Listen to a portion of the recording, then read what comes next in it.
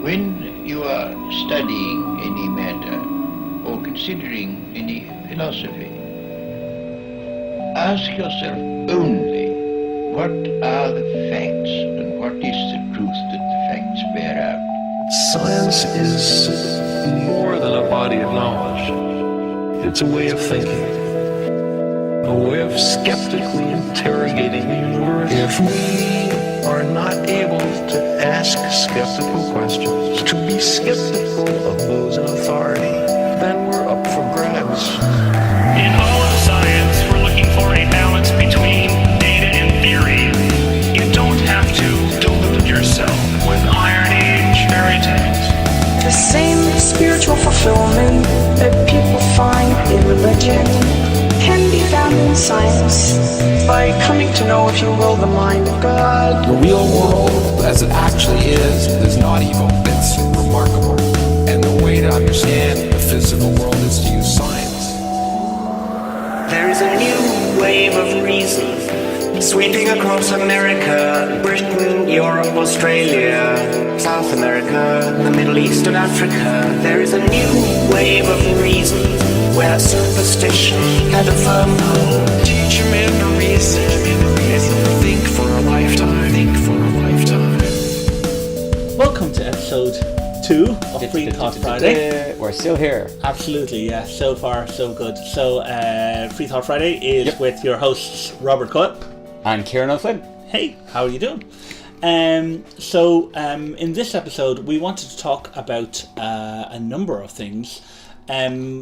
In particular, in the kind of political and economic sphere, but I think they're very much a part of Freethought, and I know this is something that's actually very near and dear to my heart, or it has become very near and dear to my heart very recently. So it's definitely something I'm very interested in going through, and also something to see if maybe it's just in my own head. I may have this wrong. Because we talked about this kind of last week on the phone planning this week's episode, and you mentioned the thing about the economics, and I'd never considered it that point of view. So I'm really looking forward to actually having that chat because I think it'll be interesting. I think I'm going to be interested in it. Whether anyone else is, we're going to find out. Yeah, absolutely. And before we do that, there's a couple of housekeeping things I wanted to mention. Just a couple of things that you and I had talked about before. After the last episode was released, no doubt, I think we had said during the podcast that we had probably made mistakes and we'll continue to make mistakes. And we would like to do the best we can possibly do with all of our podcasts, and we'd like to learn from those mistakes. So we're going to put on our website, on the freethoughtfriday.com website, a blog post after each episode about us failing better. Tentatively called Fail Better Stupid or something like that. And what we're really looking for is your input. If you want to tell us where we got it wrong or where you think we've got it wrong, please do. And if you could also back that up with some references, so we can. We'll be healthily skeptical of someone disagreeing with us, unless they have cited sources. Absolutely, yes. So we would like some sources, but no doubt we have already, and we'll continue to get some stuff wrong. So we'd very much like to. I think, is it Matt Delahunty, who says he wants to be as wrong about as few things as possible for as short as time as possible, and as right about as many things as possible for the longest possible time. I'll go for that. That's so nice. I think it's a good way. It's a good way of looking at things. So today we want to discuss a number of things, and I suppose we'll start with values of science. Yeah. So what do you mean by that now? Yeah, so this is a good question. I kind of come back and forth to this a few times. I've tried to be a bit puritanical, in fact, to use a religious phrase, I suppose, where I've assumed that science is the all and everything, and it isn't tainted by that dirty belief thing. And I really should know better, because I studied mathematics in college, and there was a particular theorem which thankfully we didn't have to study, because there's no way I would have ever understood it, but I understood the high level. It's called Gödel's Incompleteness theorem.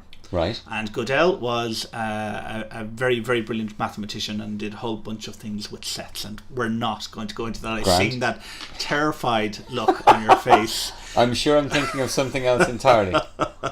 But basically what Gödel's incompleteness theorem, and any mathematician out there who wants to correct me, please do, but my understanding of what Gödel was trying to say... So is the potential for wrongness ometer about to go into... Oh, definitely, yes, because my level of mathematics, I'm afraid, is not that good. But my understanding of what Gödel was trying to say is that a system of knowledge or any, well, in his case he was talking about, of course, a mathematical system, but or it was a system of information.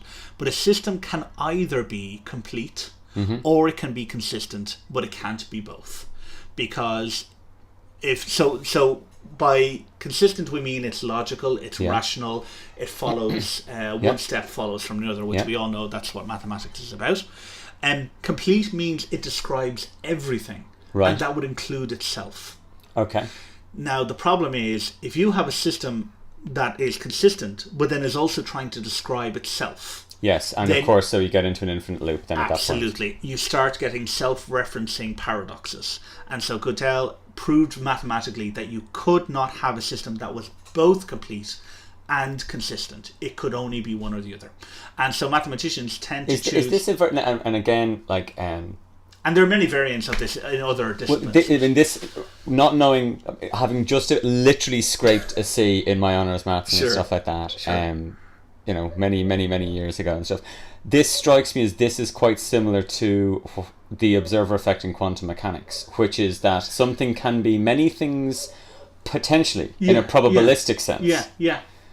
And it's actually and I think the phrase is collapse the wave function. You collapse the wave function of all the possibilities down to a finite number, and therefore you've reduced its ability to things. This sounds like this is kind of the same thing. That there's a point at which you can either say, I can describe it up to this point, any further I'm actually going to be including myself in the description, and so therefore it spins off. I think that's it, I think that's my understanding of it as well. So I'd say, I in fact, I'm sure there's analogies of Gödel's. In fact, that's what I'm about to call on in relation to values of science. That basically... Right, now, so this is... Okay, so here's my possibility of wrongitude meter is going to go sky high on this one, right? So I don't know whether any of what I'm about to say makes any sense. Sure. Okay. Fractals. Yes. So repeating patterns, that any individual bit is a reference of the same bit.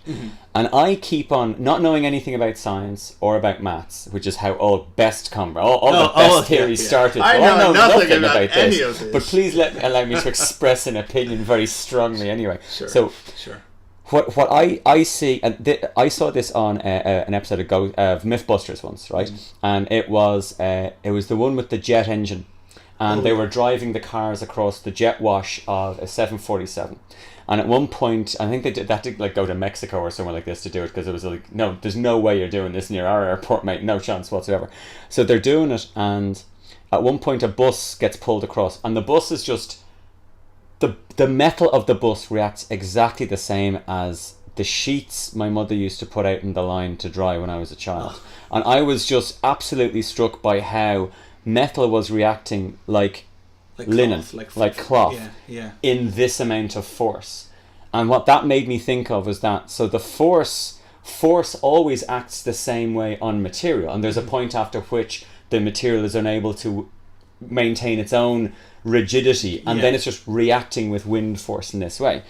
And so I started thinking, I kind of think reality is fractal. Right. Okay. Woo!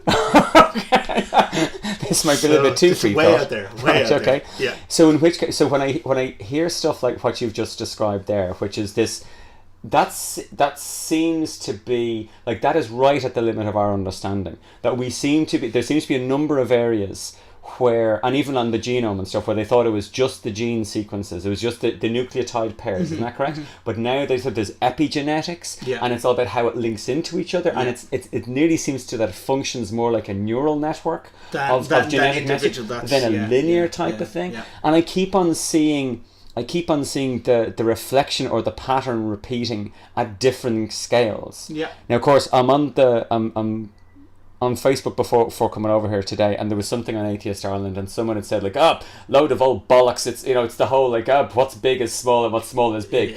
And this guy sounded like he knew science. So my gut reaction was to kind of go, oh yeah, my idea about reality being fractal is probably bollocks.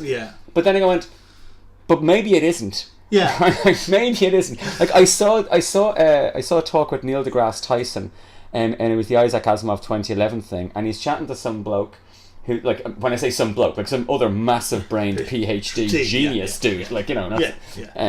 And your man turns around and he says, what we're finding now is at the fundamental level of the maths equations that describe quantum uncertainty, right? They appear to look very, very similar to the algorithms that Google uses. Well, that's and I just kind of think that's not random. No, right? No. Like, I think I don't. You're not suggesting that Google invented the universe, right? Whoa! No, Elon Musk invented the universe. Obviously, Elon Musk came forward through time to make cars and batteries and solar panels to make us all go, "Hey, Elon, I like you." Exactly. But there does seem to be the same thing keeps on popping up again and again. I keep on seeing it, which is certain qualities that the universe has, and I am not suggesting any form of purpose. I am suggesting there are certain things that as the exhaust of the physical laws, these things keep on occurring. It may be built into an inherent structure that works in the universe in which we inhabit. It suggests to me a whole other resolutional structure that we have no visibility of at the moment. I fully expect it to be natural. I'm not expecting there to be ghosts supernatural or rubbish. Directed or absolutely, but it's just it's like if you look at the resolution of the cosmic microwave background ones, like the one from the GeoSat in 1989, and it looks like it's like a green blob. You know, it's like out of focus. You kind of rub your eyes trying to see it, and as we get more and more, the granularity becomes finer and finer and finer. And I think I keep, as a layperson, I keep on hearing science things between various disciplines, and they all seem to. That sounds like the thing I heard the other guy talking about as well. I think, in fact, one of the things that certainly has been lamented by many people, and at the same time I think is being corrected, is that our need to classify things created several academic and intellectual divisions. From science and arts and other subjects, and then within the sciences. And certainly the growth, the big growth, the kind of big gains growth seems to be coming in interdisciplinary science. Absolutely. So, and I think it is from some dude kind of going, hey, I was looking this at sounds problems similar to something in this discipline. So I wouldn't be entirely surprised at that. I wouldn't be entirely surprised. So I'm there's an interesting book called Gödel, Escher, Bach by Hofstadter, and I cannot remember his first name, but we'll give a link. That's an awful lot of names with an awful lot of syllables. It's actually, but he's actually trying to pull together links again, not necessarily in a grand design kind of way, but just pulling down patterns in relation to the fugal music of Johann Sebastian Bach, the amazing artistry of Escher, you know, those reflective drawings, and then Gödel's Incompleteness Theorem. So no doubt that we will certainly find patterns in these things. So Gödel's Incompleteness Theorem basically said in mathematics that we could have a consistent system or a complete system, but we can't have both. So mathematicians chose a consistent system because you can do more with something that's consistent. But maybe not complete, rather than something that's complete but off the walls and isn't logical. So they went with, let's go with logic and let's accept that we probably won't be able to describe everything, which means in mathematics you have to have a starting point. And that's called axioms, or depending on the discipline, but they're called axioms, which are statements you accept without further justification, but they're not randomly picked, they're well picked. The mathematicians tend to describe it as intuitively feeling true, or intuitively feeling correct. So there is an axiom. So something like if A equals B and B equals C, then A equals C. We can't formally prove that without. We could attempt to formally prove it, but then that form of proof would itself have to be based eventually on some axiom. We can't keep formally proving things round. And this that's the problem, I guess. This might sound like philosophy. Yes. But like A equals B. Dangerous. B equals C, therefore A equals C. So I mean, so that is we're representing different states of the same thing. Yes. But actually, that on the surface appear to have no connection with each other, but we are implying a connection that we are not going to describe at the moment. Yeah. So I mean, that's definitely There's a whole area of philosophy of maths, and I'm definitely not going to go into that because it's both interesting and requires a lot more wine than we have here, which is zero. Which is none. Yeah. So we definitely need. We have none wine. No. So we'll have to work on that maybe on another podcast. We could do that once. We could do. Freethought. Maybe next Good Friday we'll get drunk and do Freethought podcast. Blasphemy! I love it. Absolutely. That's a date. That's definitely a date. Absolutely. So I'm going to dress as Jesus. Do you want to dress as Judas? Judas, absolutely. Yeah. Judas and absolutely. Jesus having wine. Judas and Thomas. I'll dress as David and Thomas. Oh, very good, That's very it, good. yeah. And we can lament the fact that we didn't get. We didn't get what was coming to us. Yeah, they absolutely. I like it. Well, that's definitely an idea. I could have been famous. If you've switched off by now, you've just missed what no doubt was going to be an amazing show at some point. So the values of science. The reason why I bring up Gödel's Incompleteness theorem and axioms is because science, what I had to realise is, and I only realised recently, is that science, like other systems of knowledge, have to have a starting point. Mm-hmm. And if those starting points are in any way weak, it's a house of cards. It could impact the knowledge on which is built upon that. But it seems like the values of science are well picked, and our justification for that is it works, or it works bitches, as Dawkins famously iterated in a I think some sort of debate with a philosopher actually. So it's those values of science that I just wanted to very briefly discuss because I think they're very important. I think they are the values that free thinkers share. And I think from that we can get to some other. Then we can actually use things. them. Actually, then talk about the economic stuff because I really want to chat about that tonight. Yeah, great. So very very quickly then, and again, this is just my interpretation of it and based on readings and whatever else. But values of science would be most definitely one. There is a presupposition that the universe is knowable, that we can come to know it, and that we come to know it through experimentation. So that's a kind of presupposition. It's based probably intuitively because that's how we've evolved. We have explored the world, and when we go over that cliff and one of us dies, we go, oh, okay, that's gravity. Or we eventually. Does that assumption break Gödel's supposition, which is that you can know a system? Well. All Gödel said is you couldn't formally prove the entire system. You have to have some starting point, and then from there you can formally prove. But if you start referencing the beginning assumptions, then you're you could be complete, but it'll be all of our stuff breaks down at t=0. Exactly. Yes. So I'm sure Lawrence Krauss would have something to say about that. But yes, that's my understanding. So in science we also have to have our values. So one of them is that the universe is knowable. It's a presupposition, and that it's knowable through experimentation. Number two is a profound respect for evidence and data over ideas. Yes. That's very, very important. Observation trumps everything. Absolutely, yes. So if we have an idea and we have data and the data conflicts with the idea, then scientists change the idea to match the new data. And I think that's what free thinkers essentially want to do with their daily lives. Three would be that things seem to be logical and rational, and that the universe appears to be logical and rational. That if condition A led to B in the past, it seems likely that condition A will lead to B in the present and in the future. So, and again, we can test some of this, but there's no way of completely proving that in all instances. Exactly, because we can't be everywhere at the same time. So it is an axiom. It's a given that's probably the way it's going to be. I'm sure there's probably other ones. I heard actually. Are we going to do another one? No. I was going to wrap up in relation to the values. I think there may be others, but those three ones are very, very important. There's one I heard, and actually Sam Harris talked about, and he said this underpins everything, which is intellectual honesty. Intellectual honesty is the first and primary kind of value of science.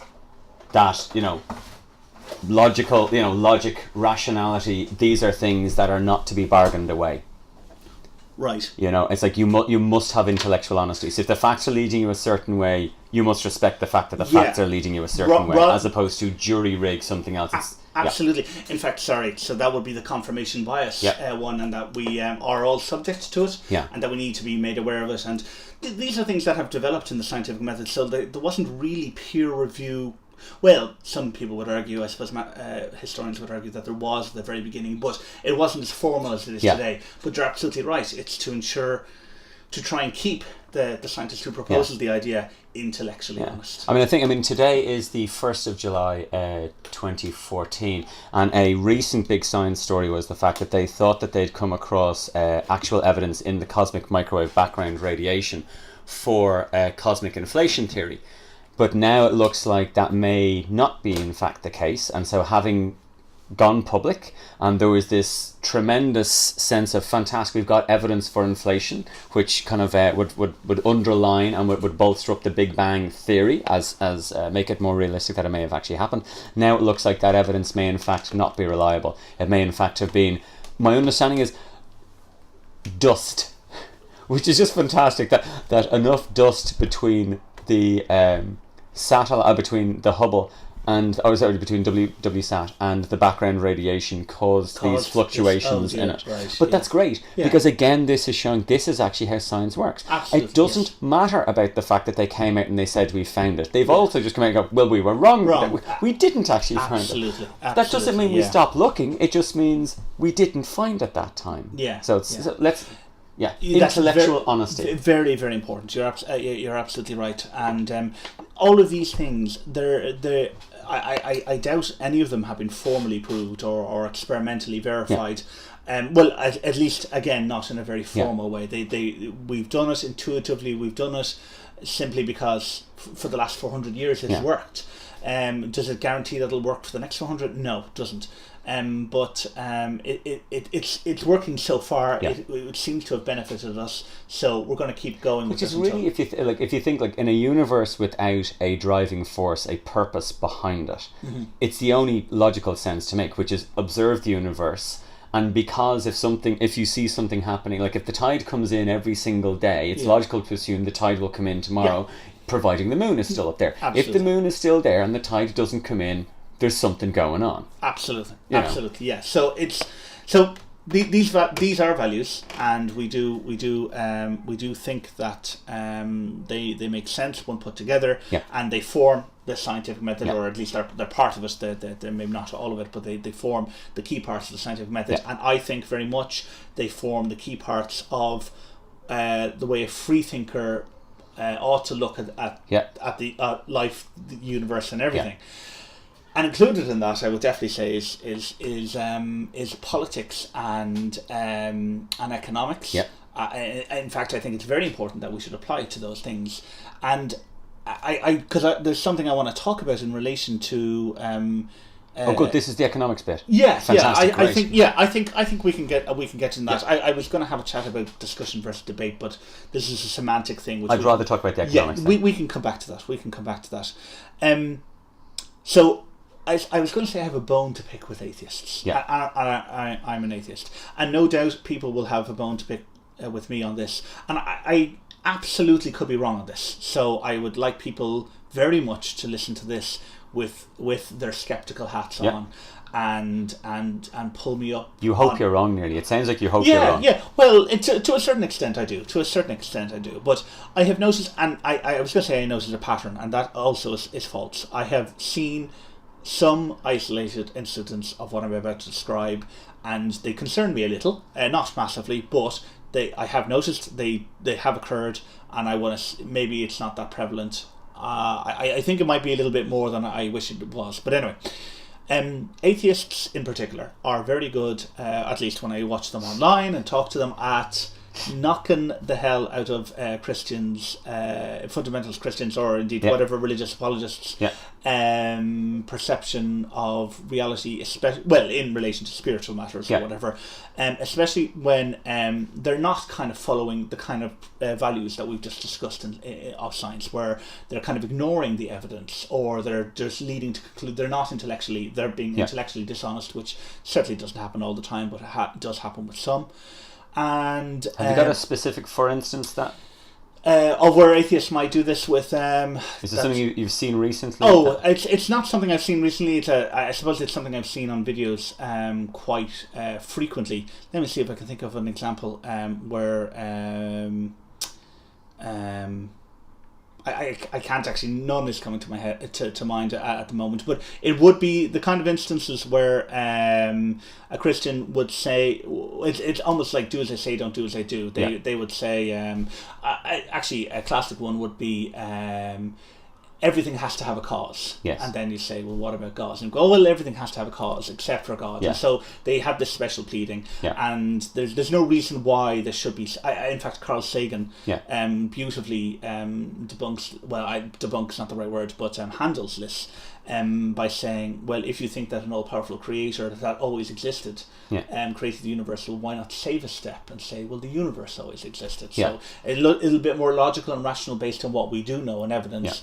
But you'll have sometimes Christians or whatever apologists kind of making a special case. So so some of them may be consistent up to a point. Yes. And then God created the laws of the universe. Now we can talk physics. Yeah. So, but they're presupposing, and or there's other tricks. They're stacking the deck. They're stacking the deck, exactly. So atheists are very good at pointing this out. Unfortunately, the message isn't always received by the apologist, but atheists do an excellent job. Matt Delahunty and Michael Shermer actually comes to mind, do an excellent job of pointing this out, and at the very least anyway, people who are sitting on the fence, or indeed other atheists who may be in the audience, can see, look, this is what's happening. I think actually I think we need to reiterate this probably every episode, right? It's very important to understand that atheists don't know whether there's a God, okay? Because the word God, this is a problem. This is like the word music, or the word comedy, or the word drugs, or the word sport. It can mean many, many different types of things.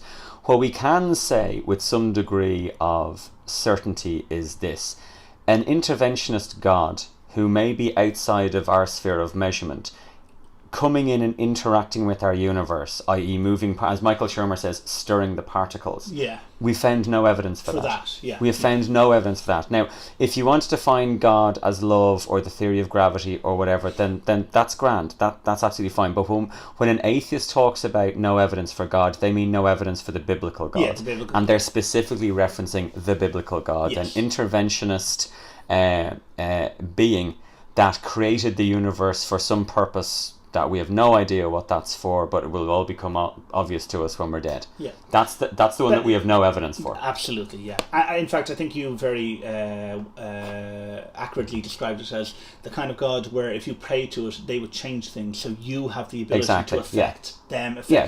Religion is based on changing the plan of this thing in your favor. That seems to be what all religion is based on.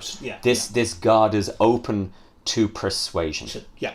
So certainly atheists who are debating fundamentalist Christians or apologists are pretty good at following the kind of these values of science, and then showing how perhaps the Christian apologist follows most of this in most of their daily lives, but then all of a sudden they have the logic of the gaps, which is where their God fits in. Exactly. So and they expose this, and I think that's brilliant, and it's certainly what helped me become clearer in my thought process.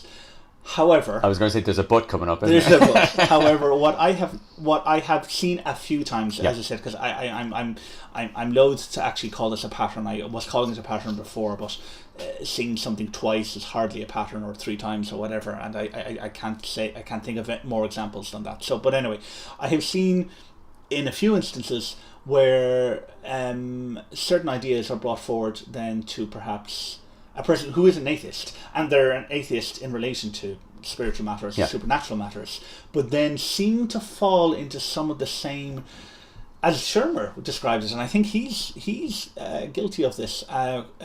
Certainly, I know from past videos. Sorry, I don't know about presently, but of what he calls, and it's a great phrase, logic-tight compartments in their minds, into which logic cannot get in or out of. And sorry, we've decided what this is now. We're not taking any more votes. This is all the information required to hold this opinion has been taken on board. No new stuff. No Thanks. new stuff. Move along. That's it. That's great. Okay, so come on, lay it on me. So this then, I think, brings us to economics and politics, because I don't yet have the evidence that certainly the majority of atheists, I have some evidence that the majority of atheists are moving in a direction where they might look at applying the scientific method to social concern. But, and maybe it's just not possible to do it. Sure. I don't think so. Intuitively, I think it is possible. Of course it is. But when I have broached some of these subjects with atheists, and the reason why I've been looking forward to discussing these kind of subjects with atheists, and I became very disappointed and very disillusioned very quickly, because when I brought the subjects up, they seemed to be almost instantly dismissed in the exact same way that Christians would dismiss a very logical and rational atheist. So argument. okay, well, look, so what were the things you brought to run me through what you brought, and then there's assumptions that we have in our civilization at the moment, economic assumptions, and so the first one actually is a human nature assumption. There is an assumption that a human nature exists and is definable and is unchangeable, which, just based on evolution, just on a basic understanding of evolution, that should not compute. That should cause a cognitive dissonance. And yet, I have heard. Yes. Well, this is the classic. Underlying all economic theory is that humans are rational actors. Yeah. And by rational, they don't mean rational as in logical. No. Rational, they just mean they have. They are rationale. always they are driven by a certain thing. And then the other question is this question of greed, which I have then started to look into, try to understand what is the definition of greed? Does it exist? Do we have is it a philosophical thing, an ideological thing, a real thing, or an objectively measurable thing? Yes. And at what point does something become greedy? Yeah, as opposed to self-preserving. Yeah. You know, and is one simply an extension of the other, or are they separate and completely different ideas? The assumption that competition, A, is innate, B, is better than collaboration, and C, is naturally occurring throughout all of nature, is also, certainly the latter has been debunked for about 70, 80 years. The other two, even as recently as 2010, there's been some excellent information, certainly, that would call that into question. I haven't studied enough to say that it's completely debunked notions about competition, but certainly it calls some of these things into question. And these are things that are absolutely of prime importance in relation. They're not even questioned in the same way that gravity isn't questioned. Absolutely. But gravity's got some proof. Absolutely, yes. And even then, if new evidence arrives, we call it into question. So my big drive is I am convinced. Well, I should say I'm convinced. Convinced maybe is a bit strong, but the evidence you have seen so far. Certainly, intuitively, it feels or it seems to make sense to me that the scientific method most definitely, and in fact most aptly, can and should in an optimal sense apply to the political and economic and social concern, the results of which, just as if we were a Christian being confronted with logical arguments in relation to our ideology or dogma, may lead to solutions that people will initially either feel uncomfortable with or find it difficult to wrap their head around. By uncomfortable with, I don't mean necessarily like hate, just that it would be quite a cultural change. Yes, it'll be a change, yeah. But have you got a for instance for that? Because I always think, what would be something that if we were to change or reorder something in relation to society or economics based on the scientific method and the scientific values, have you got a for instance of? So here is the new answer. Here is what the answer that approach would espouse. Sure. That would cause people to go, huh? Yeah, well, I certainly have many ideas that would cause people to go, okay, but maybe not necessarily. Start as your what people would consider your craziest one, and let's go from there. Craziest one. So I think So one of the assumptions is we need to trade. we certainly do need to trade within the current setup, but I don't think it's a universal requirement that in order to manage finite resources on a finite planet, trade is required. I don't think trade is required at all, in fact. Really? In fact, I think it's quite inefficient, but I can understand historically how it has come to exist, and I understand it, and that, in fact, that's a very difficult concept to get around your head. That is. I mean, my brain is spinning. Yeah. I mean, of all the things I would, if you were to ask me a few minutes ago, what were you going to say? Yeah. That wouldn't have been it. Yeah. Because. Okay, so then let me ask you a question. Sure. This is great, because this is, I've never come across this thought before. I've never actually had that. Like, I've had like, I wish the market was fairer, or why can't we have a bit of socialism or something? Like, I've had those thoughts. Yeah. I've never literally had the we don't need trade. Yeah. So give me an example. It's like, we don't make computers in Ireland. I want a computer. Yeah. So first of all, let me start with we. Why? Because I said me. we Okay, don't. me. Well, yeah. But I said we don't need trade, and Yeah. by we I mean the planet. Everybody. Yeah. Yes.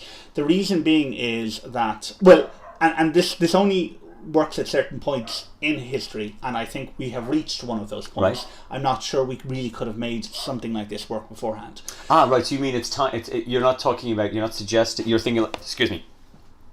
What you're suggesting is, we've now done the trade bit. Absolutely. We now need to replace the trade bit. You're not yeah. suggesting an alternative history would have been possible. No, I don't think so. In fact, so take the stabilizers off. It's like yes. it's part of a maturation process. Oh, I think so. In fact, I think one of the possibly one of the greatest advances of we can debate this, but I do think one of the greatest advances of human ingenuity was probably the concept of money. Yeah. And I think it had a very important Well, I think role money and to play. language come together, aren't they? They're capsules. They're reproducible capsules Yes. of something. Yeah, so a yeah. word holds And- has a defined meaning, and a note or a thing has a defined value. Yeah. And they're representatives. They're right back to A equals B. Oh, B equals absolutely, C, yeah. A equals C. And I think that, as you said, that reproducible capsule bit was it was a key concept, Yeah. and it was a necessary concept at the time. I think it is, as I think you've created a wonderful metaphor. I think we are now at a point where the system we've had has been sufficient to a point, but it generates many problems. Yeah. And I think those problems are systemic. Yes. They're rooted in a fundamental basic of the system. And I think we are now going to, or I'm certainly going to investigate further and ask people to look at this. We are now going to be confronted with an uncomfortable reality that, assuming of course this can be demonstrated, and I do think the onus should be on people like me and others to demonstrate that this is the case and not the other way around, of course. But if it can be demonstrated, I think it is going to be as difficult for those who think that this system has a future, which I don't think it does, to accept the data and then the logical conclusion of where that data would lead. I would go for it, and I would actually say in the same way. I was just going to say, in the same way that a Christian might have to try and accept the idea. And if you think right, okay, actually this is okay. Then here, right, wrap your head around this for a pattern. That and I've never even thought about this. This is really nice. Okay, Right. So you have. Let us consider the continuum of faith-based belief, right? And at one end you have us, zero faith-based belief, Right. and at the other end you have a fundamentalist, literal interpretation of whatever their holy book happens to be. Yes. If you consider that faith equals money, Yes. and you were to overlay belief and income distribution, Yes. billionaires will be fundamentalists. Yes. Most definitely. So you can forget a billionaire being persuaded out of being a billionaire. Absolutely. And this is where, and again you apply another system, which is inertia. Yeah. The system we have at the moment has a tremendous amount of energy built into it moving forward. Yeah. It is going to require more energy to change this system. Yeah. More energy means revolution. Yeah. Well, it can. A revolution can be intellectual. Yes. Sorry. Physical. I was just about to I'll be correct honest myself. though, the history of humanity tends to be physical. Yeah, it's like, nice thought, mate. I've got the guns. Yeah. That's that. I'll tell you what. So. This idea that I'm talking to you about, I have learnt. There's a couple of ideas that are beginning to. Of course, you're wearing a Che Guevara t-shirt for the start. Well, as well. yeah, but I bought it for €6 pennies, and that's why I have it. So I'm sure both Che and socialists are. Oh, you would be up against the wall. Yeah, I'd be up against the wall. Yeah. This idea that I'm beginning to kind of circle or orbit is tentatively called a natural law economy, but it is very much an idea. It is not a provable thought, but the groups that are some of the groups that are interested in it. So, and I'm not going to go into those. No, but describe to me what a natural law economy would look like. So basically, it is the application of the scientific method towards social concern. The general idea is, number one, we all do have a common goal, and that common goal is to survive and thrive. Yes. That's very broadly. No, but that's brilliant. But there's, I mean, all things being equal, there's no human being, there's no town or city or culture or country or group of countries that says, no, actually, I want to self-destruct now. Yes. Everyone seems to want to survive and thrive, and there's no reason why one group should over survive and thrive what more thriving than, means. Yeah, the thriving thing is questionable, and so I'll deliberately leave that. Sharia law versus the Kardashians. Yeah. Do you know what I mean? It's like. Yeah, and there are times when I just want to go to Sharia. But anyway, so that's basic assumption number one, and I think we can probably define that better and see if that holds. But I think at least you and I can agree. Yeah, that on the surface anyway seems sense. Well, I agree.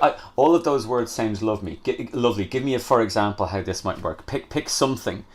And give me so a natural law economy would function, or a natural law. Yeah. What I'm trying to do is actually give you the basic values. In fact, that those axioms, a constitution, if you will, on which to start, to be able to know what kind of decisions do we want to make, and then go into the mechanics of how do we make decisions and what kind of civilization that might produce.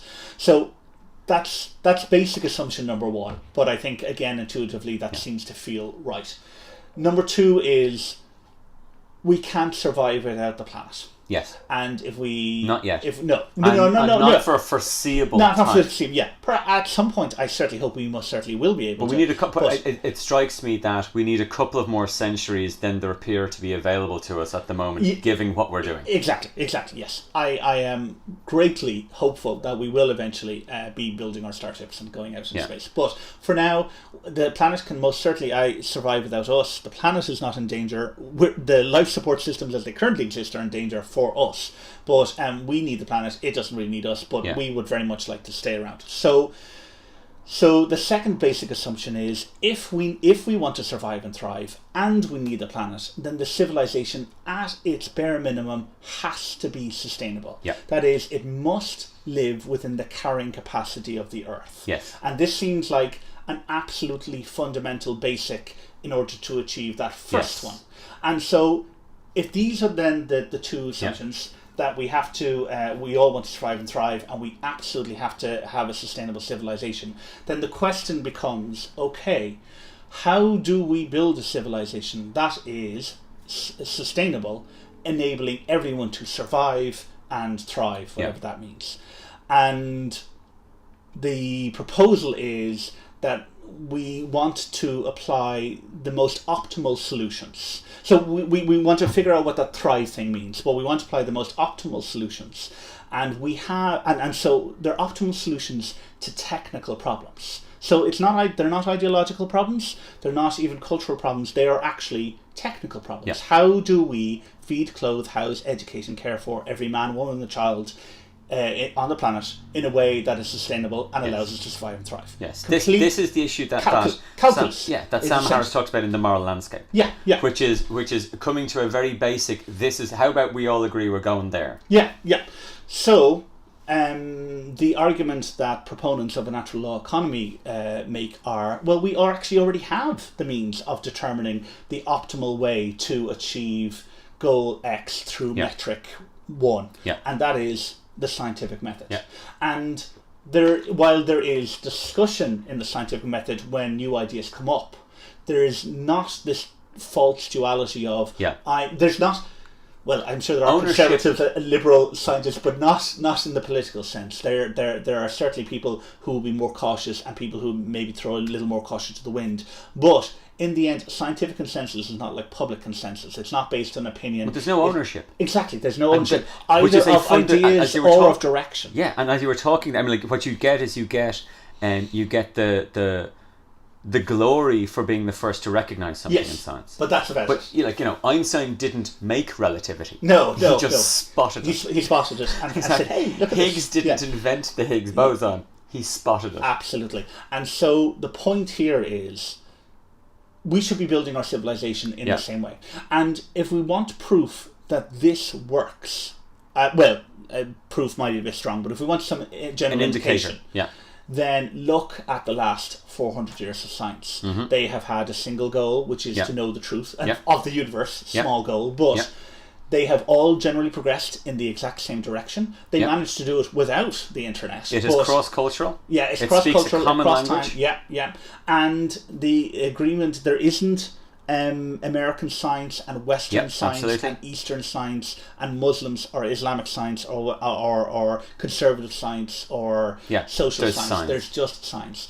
And so the argument is, if we are indeed trying to build that civilization 2.0, then surely we can build it on the same principle as we are building the knowledge base for that civilization, which is through the scientific method. Now, whether or not it's a big question, can the scientific method be applied to everything? Probably not, I'm sure is the answer, but I think it can be applied to an awful lot more than what we think it can, or certainly what we have applied to it so far. So I guess then, to come right all the way around, I certainly think, I'd almost say believe, but I don't want to use the word believe. I'm certainly of the strong opinion that we could indeed use the scientific method to direct a political and economic civilization very, very different to the current one. But that it could be done and would result in us solving the technical problems that we have today. Because most of the problems, many of the problems actually that we have today are technical, but many of them are solvable and have been solvable for a long time, but are actually continued to be generated by the system itself. Exactly, because I mean, it's this that cognitive dissonance of.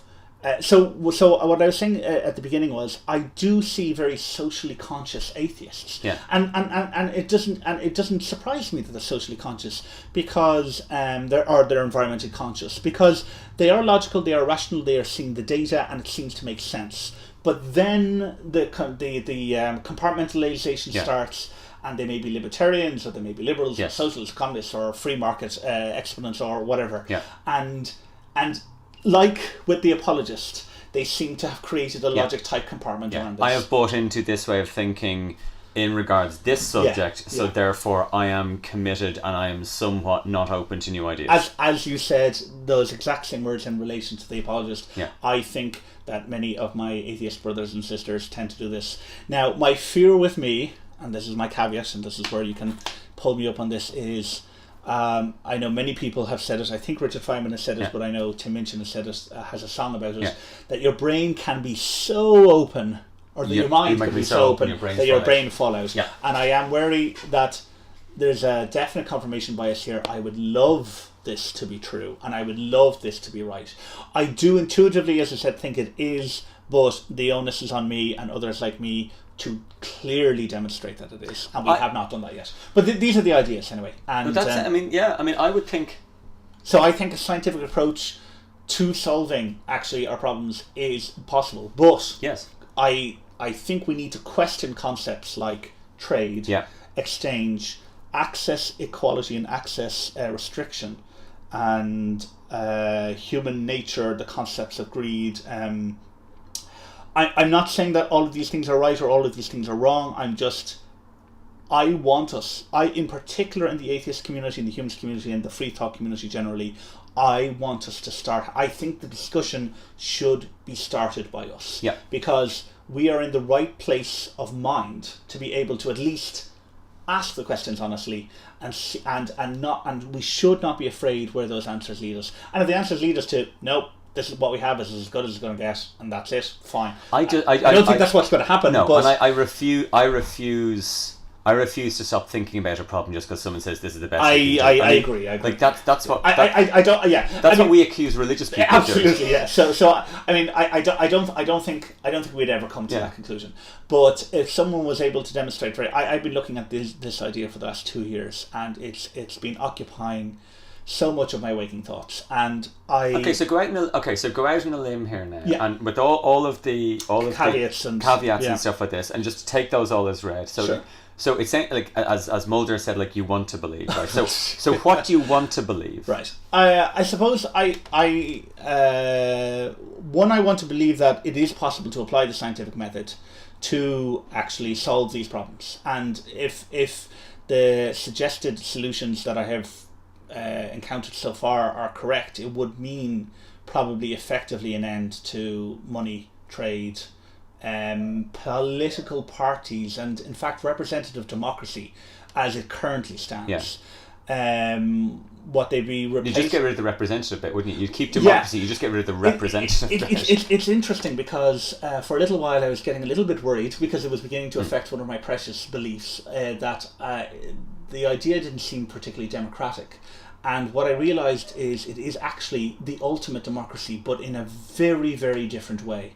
Rather than one person, one vote, which is just one of many ways of if you interpret democracy as being people rule in the original term, then one person, one vote is just one of many implementations. Representative democracy is a way to kind of temper the kind of almost mob mentality that could happen in one person, one vote. And I don't think these things were bad ideas. I think these are great ideas. I think the next idea then is the true democratization of information and data. And I think the internet is the first part of that. I think the second part of that is the complete and total availability of education to every level, to everyone. And that is what I think is the democratic element. So when I say this would get rid of representative democracy, rather than a representative saying we should build a bridge here because it happens to be closer to my house or not closer to my house, the decision to build the bridge or build the hospital or build the city or whatever would actually be based on criteria, and people, in order, if they put forward an idea, would have to prove the idea. And because everyone would have access to the same information and data and education, that it didn't matter if you were part of the biggest institute of engineers in the world. If you were a girl working in your bedroom and you had the better logical argument of why the bridge should go over there instead of over here, then that's where it goes.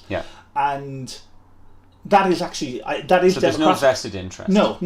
Well, you can have the vested interest, but unless you could but the vested interest would almost be exhaust. Unless your vested interest came in line with the data, then your vested interest in and of itself, the vested interest is not what's going to guide the decision making process. Because I know I look at the world, and you look at decisions that are taken all over the world, and you intuitively know these are unfair decisions. Like you just intuitively know. You know that this is not the optimum decision for the largest number of people that are going to thrive. What you see is this is going to benefit or harm a specific group of individuals. And because either the motivation is to harm a group or the motivation is to help a group. Absolutely. And I think humans can just feel that. I think we're empathy machines. I think we can very quickly project ourselves forward. I think that is our sense of fairness. Is how would I feel if this was happening to me? Absolutely. We can. It's what separates us from the sociopaths. And I think the reason for, and I think that like this whole, like the attitude NIMBY, not in my backyard. Let's talk about economics and stuff.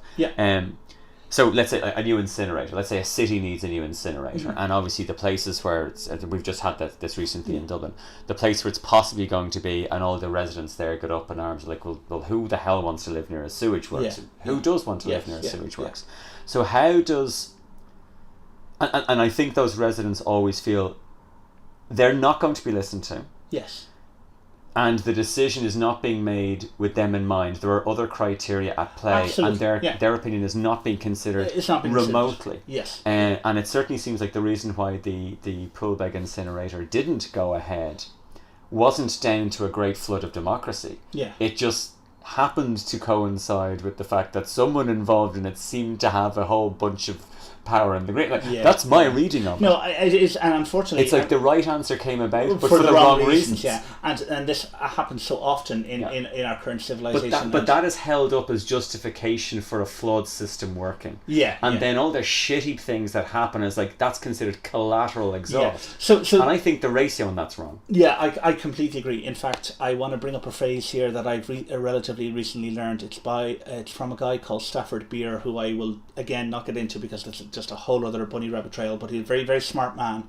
I'll see, in fact, if I can find. There's a YouTube video of him, and if I can find the link, I'll put that in our podcast.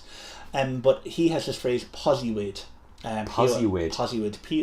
POSIWID, I think it is. Right. So it stands for the purpose of a system is what it does. Gotcha. Right? Yeah.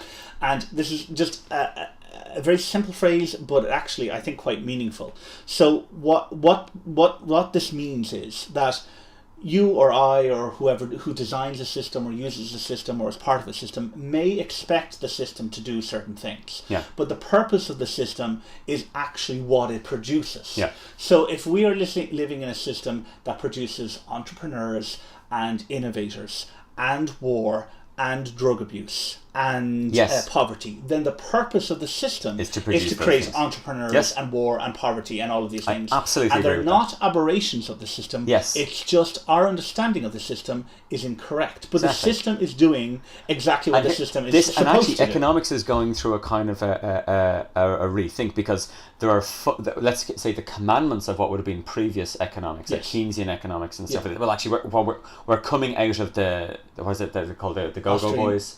The supply side. It's neoconservatism and stuff like that, which is possibly one of the most dangerous things we've ever done.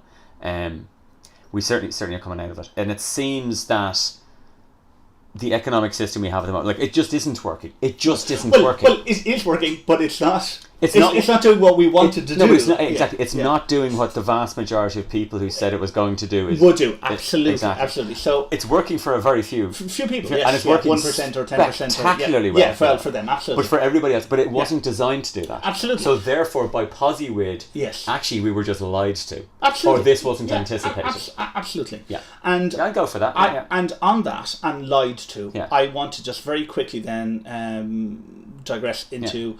And I can't remember which one of the Labour Party leaders or members it was who was saying and was pulled up for it, that the Labour Party promised the sun, moon and stars in the last election and then didn't deliver, in fact had to pull back or in U-turn or whatever on their promises. And I don't know if it was Pat Rabbit, I think it was Pat Rabbit, but it might have been Eamon Gilmore, who said, well, during the election, you're kind of expected to say these kind of things. I think it was Pat Rabbit. Yeah, Pat Rabbit. And there was outrage that he said this. Yeah. So I suppose I have two things to say about this. First of all, from a PR point of view, not the smartest thing to say. But secondly, well done, and you're absolutely spot on, Pat, because that is exactly what you have to do. The purpose of a politician is to gain power. In order to get power, you need votes. In order to get votes, you have to get people to vote for you. And so to do that, you've got to tell them things that they want to hear, not what's actually possible or what will actually be done. And now, you could say that's lying, but I'm sure Pat and other Labour members said, well, it was certainly our intention to do it. But whether they could or they couldn't, they obviously couldn't, based on the options. This shows this is an interesting thing. But ultimately, so the media was kind of lambasting him for this, and other people were lambasting him. It was picked up the wrong way. But my argument would be, he's the only one who is telling the truth in all of this, and in fact, the truth is much deeper than even probably he wants to admit. The system could never have delivered what he promised. No one who got it, literally, only Bill Gates, if he'd been elected, kind of like, well, I'm going to pay off the debt myself personally. He's the only person who could have done anything differently. And so, I want to challenge, certainly I want to start with our Freethought brothers and sisters, and then I want to challenge the rest of this country, and indeed the planet, to stop living in the faith bubble of the system being magically able to solve the problems, many of which it creates itself. And just to accept that historically the system came from where it came, we are where we're at the moment, but let's now have a real discussion about, now that we are where we are, and we have 300 years of evidence that the system cannot and will not be able to deliver our version of what we think the system should be able to produce. And actually, now let's go, right, what do we want? And how could we shouldn't the system deliver what the French revolutions wanted? Liberté, égalité, fraternité. Yes. Like, if we kind of go like, that is really at the heart of it all, what we all wish to So- look out the word. So the next third or fourth criteria of a natural law economy or axiom is everyone is entitled from birth to death to access equality. Yeah.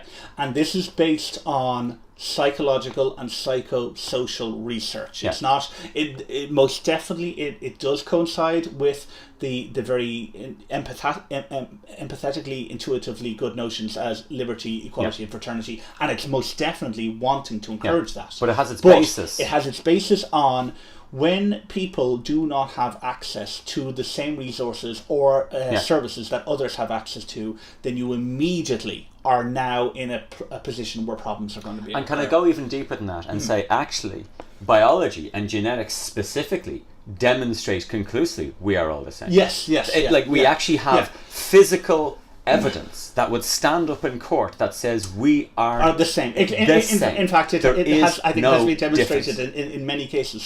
So then I would immediately ask the question: then why the hell do some people have more than others? Exactly. Just because of historical circumstance. Absolutely. And who said that the system that worked well for North American traders and European merchants 300 years ago is the system that we need today, or for the next 100 years, or the next 3 centuries after? So.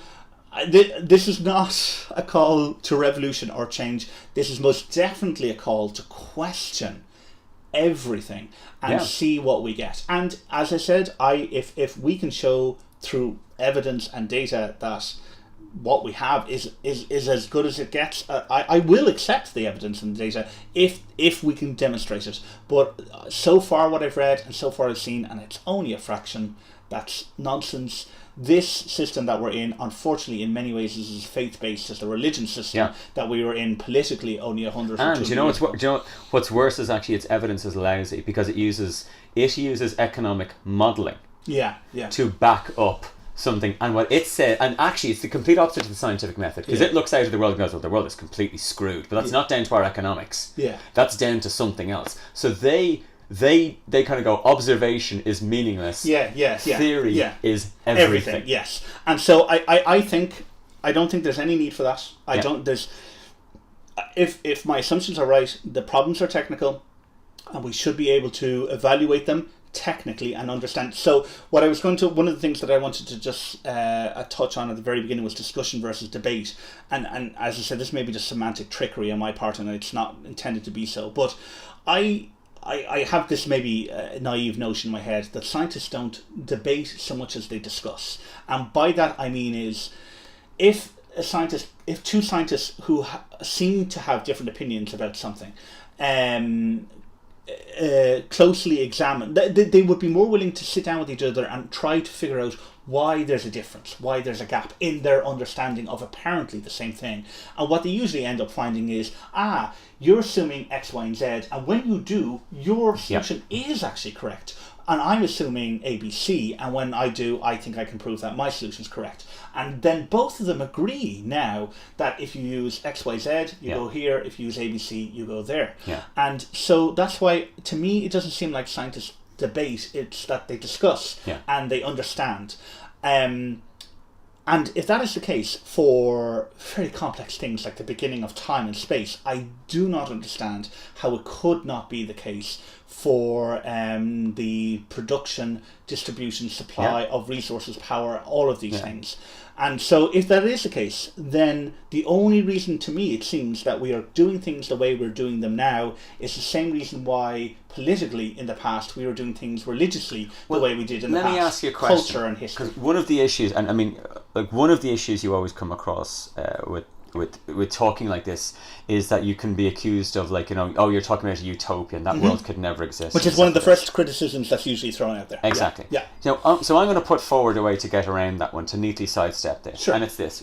You're talking about the great Gene Roddenberry meritocracy. Essentially, yeah. Okay. Yeah. So we don't have any money. In fact, money is the sign of an unevolved society. Yes, yeah, very much so. Which I really like. A kind of child, that's a Ian child Banks. society. Yeah, it was necessary at the time, exactly. but ready to take off the stabilizers. And here's the thing, because you always go, well, who's going to work down the sewers? Yeah. Right? Yeah. So you kind of go, right, well, here's the thing.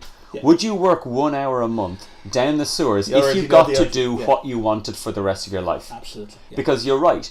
There are going to be some jobs that no one would volunteer for. No one will have a deep down inside them that I want to, and it won't matter because but there will be some people who will love working in sewers. Yeah. There will be some people who will love being whatever job I can't imagine being, and they would hate to do the type of job that I would like to do. Yeah. But the fact is that would I give an hour of my time to do that, to keep the system going? Because that's the price. Yes. But I've got a house. Yeah. I've got security got of your food supply, of place, of healthcare and stuff. Because would Bono still sing? Yeah. Right? Yeah. If he was allowed still sing, and if U2 could still put on the size shows that they want, and people could still go to Crow Park and see them in 70,000, but they just don't get the money. But they're just doing it because everybody goes, we really want this. Yeah, yeah. And I think the answer to that is, I think, a very clear yes. You look at the statistics of people who volunteer. People volunteer all the time, huge amount of their time, even in this current I don't know anybody who likes their job. No. So, and the number of people who do like that. I know, and you know, like I'm quite in small, my early 40s. How old are you, Ciarán? I'm 36. Right. Okay. So I don't know anybody who loves their job. No. Right? I know a very small number of people who do, but yes. And I'll tell you the only difference is what has happened is that I knew nobody who liked their job in my 30s, but everyone was on a career ladder, right? Here's the news flash at 43. Ambition is massively overrated. It is tremendous. Like, ambition as regards your job. I mean, if you haven't made it in your given career at 43, the percentage chance of you breaking through and suddenly being made the MD of the company or something like this is exceptionally small. Yeah. So, and it's not possible for everyone to do that. Of course not. It is actually possible for everyone to live the fullest life that they want to. Absolutely. But it doesn't require access restriction, which is essentially what money creates. And well, it's not just money, but money is just the tokens for which we do this. Yeah. So one of the other then characteristics of a natural law economy is the purpose is not to create as many jobs as possible. The purpose is to destroy as many jobs as possible. And I just want to explain that very clearly. By destroy jobs, I am not talking about destroying jobs that people want to do. Exactly. Like sing or teach or garden or whatever, fish or or farm, whatever. Yes. Or program computers or paint walls or whatever. That's anything that people want to do. That's not a problem. Yeah. But the object is to use technology and to use our innovation and creativity to eliminate as many jobs as we can that people don't want to do, or are dangerous or injurious or absolutely. And this makes sense with the available data that we have. Yes. Instead of and the whole idea is to make this sustainable. So it's not a perfect fixed system. It's in fact a constantly emergent system, like the body of knowledge of science. It will always update itself. It will always need to improve. But within it has a remit, though, and the remit, as I said, is those kind of constitutional points at the beginning. But with technological unemployment massively increasing, this, like you were talking about the person doing the sewer job. So, like, one of the possible implementations is those jobs will rotate, and it would have to be volunteers. Absolutely, no one's putting a gun to your head to do it. But assuming we got the volunteers, you'd rotate those jobs. But now, so let's say most people hate doing that job. So now the drive is to eliminate the job. Build a robot that can do that job. Not to hold on to the job. Absolutely. You want to eliminate it because you don't like it, and the other but now you've got everybody working towards it. On it, absolutely. So the idea, this whole idea, I mean, and a natural law economy. Don't tell me that the company Northrop Grumman that makes the B-2 stealth bomber couldn't figure out a robot to clean sewers. Don't tell me that they. Or we couldn't build the sewer better in the first place so that it would self-clean all the time, or that most of the time. We've got hydrophobic materials. I mean, so the whole idea behind this is to apply the best of our knowledge, the best of our materials, and the best of our science, in order to actually solve the technical problems. And so it most definitely sounds utopian, but it's not. What it is just better than what we have today. And whether or not, so then people raise questions about, well, okay, I accept, maybe they eventually accept that, okay, it's possible, maybe even plausible, but I've no idea how we get from here to there. Yeah, what's the first step? But that's fine. That's something for us to work on.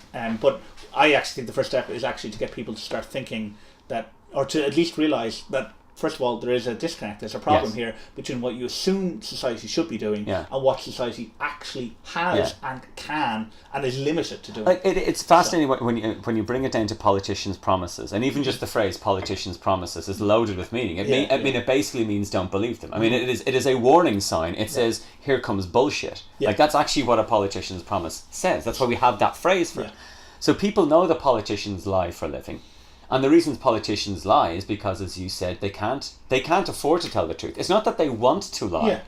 They're not able to lie. Absolutely, Because we won't elect them. They don't get to do the job that they want to do if they tell us the truth. We're the idiots, not them. Well, they're playing us. I mean, we believe politicians lie for every day other than the run-up to a general election. And then we think they're going to tell us the truth now. And as soon as we elect them, well, then they're lying their asses off again. And this brings me to one of my favourite phrases, which I probably repeat too many times, but I'm going to repeat it again. Einstein's wonderful definition of madness: to repeat the same experiment over and over and expect a different result every time. And that absolutely is a general election. I the know, Western world, anyway, absolutely. I know, and here's the point, right? And I'll be personal here. Which is the latest European elections that happened, and approaching that, I was thinking exactly the same thing. I was thinking, I'm a foolish, so I'm not going to say but normally I would have voted for one of the more mainstream parties, and this time I kind of went, well, I'm an idiot if I do that again. So I decided to vote for a non-mainstream purely on that basis. And it was like, oh, they're terrible and stuff for this, right? And I voted for Sinn Féin. Right. Now, I would not consider myself a Sinn Féin philosophically aligned with Sinn Féin. I know, but I think you and many others voted in that way for that reason. And of course, what's even worse, because I consider just not voting. And absolutely. And I have deeply ingrained in me, probably because of my parents, this civic responsibility that I must vote because blah blah blah. And I do feel that, and I did vote in the end, but it was torturous experiences, a bit difficult, a bit harsh, but it was certainly there was an inner turmoil in me all the way for the last 3 months, because I've been debating this with a good friend of mine, and all the way for the last 3 months, won't I, right up to the day. And I usually vote in the morning. I didn't vote in the morning. I still hadn't made up my mind, and I decided, because I prefer this system than the systems in the past, that I would vote and I was voting in order that the system would be maintained. Not that my singular vote would do that, but that's why I voted, and. That unfortunately is not, well, that's as much as I think I can do. And I'm pretty certain that that's as much as you can do within the parameter of casting a vote. Absolutely. So I want to do more, and but I now know that the more I have to do is, or at least I think the more that I have to do is actually to try and develop this idea, because I think this idea is the solution that we need. Here's the thing that I'm going to put this out, right? People are talking about protest and how do you protest about what it is, right? And this is the only form of power actually that people have if they're not prepared to engage in revolution, in an armed change.